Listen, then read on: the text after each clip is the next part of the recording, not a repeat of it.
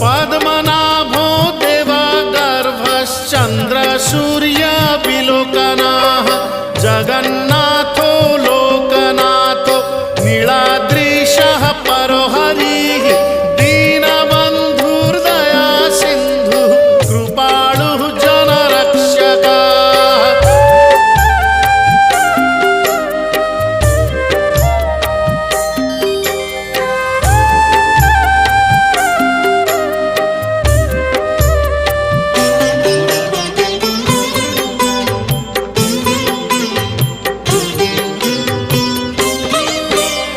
कम्बुपाणिः चक्रपाणिः पद्मनाभो नरोत्तमः जगतां पालको व्यापी सर्वव्यापी सुरेश्वरः लोकराजो देवराजः शक्रो भूपश्च